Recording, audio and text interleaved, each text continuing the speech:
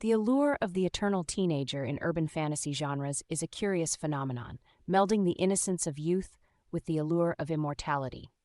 However, beneath this facade of eternal youth and supernatural abilities lies a series of character red flags that are both disturbing and telling of deeper societal issues. The most striking red flag is their often romantic and sexual involvement with significantly younger, sometimes underaged humans, despite being centuries old. This behavior not only showcases a lack of emotional maturity and disregard for consequences, but also highlights a troubling power dynamic. Psychologically, the eternal teenager embodies a state of arrested development. While their bodies have ceased aging, their emotional and psychological growth appears stunted.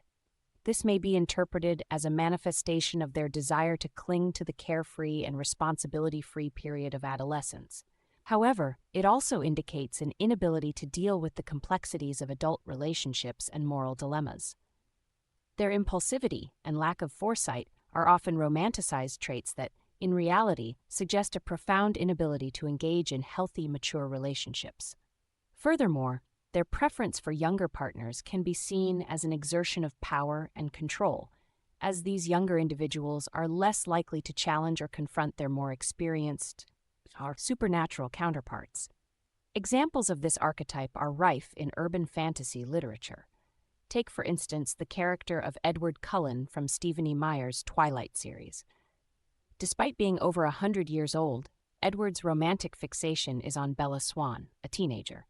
His behavior towards Bella, watching her sleep without her consent, dictating her interactions with friends, and pushing her away for her safety, is often justified within the narrative by his age and experience. However, it underscores a disturbing dynamic where control and manipulation are masked as care and concern. Another example can be found in L.J. Smith's The Vampire Diaries, where the character of Stefan Salvatore, also a century-old vampire, becomes romantically involved with the much younger Elena Gilbert. The series often glosses over the inherent imbalance in their relationship, focusing instead on the allure of Stefan's eternal youth and the romantic drama that ensues. Why does this matter? The romanticization of the eternal teenager has real-world implications, particularly in how it shapes young readers' perceptions of maturity, consent, and romance.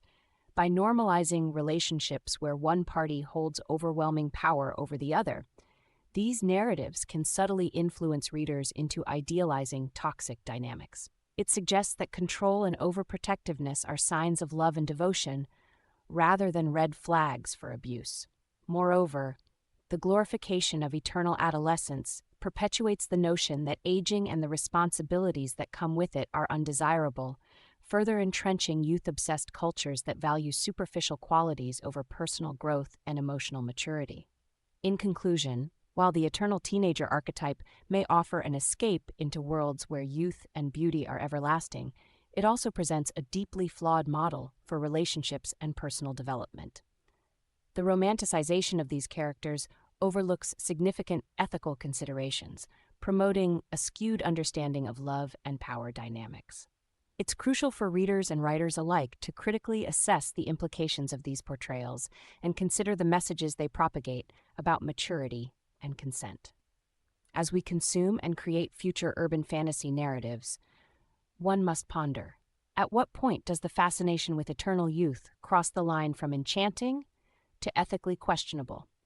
Character psychology is fascinating, and sometimes our favorite characters exhibit behaviors we'd never tolerate in real life. What do you think about this analysis? Are there other characters with red flags I should cover? Let me know in the comments. Your suggestions help shape future videos.